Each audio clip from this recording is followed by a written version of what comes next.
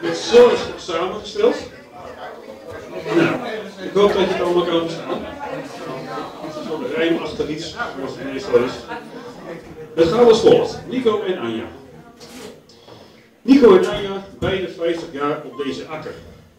En meer dan 25 jaar zijn ze ook elkaars trouwe makker. Toch staan de neuzen niet altijd in dezelfde richting.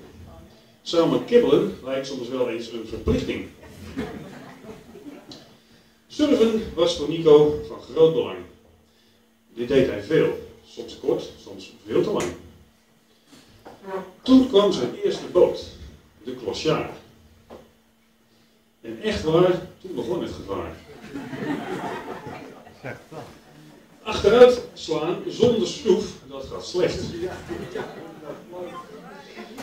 Of al varend een wegtrekker, dat werkt ook niet echt.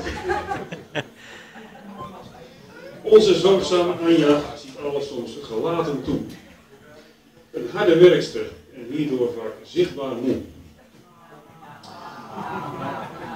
Giechelen is voor haar toch heel normaal.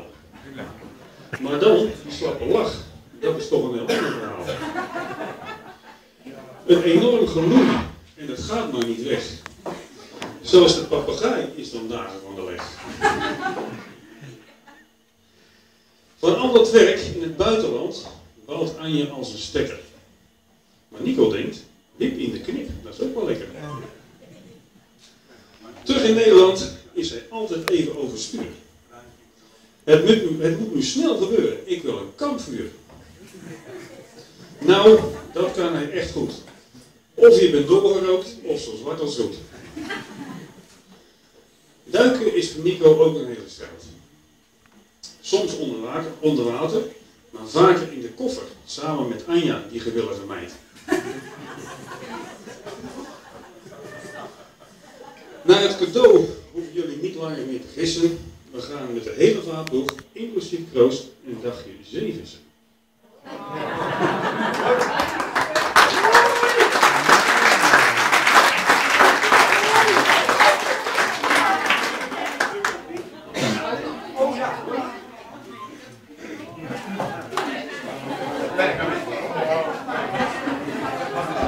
Goed.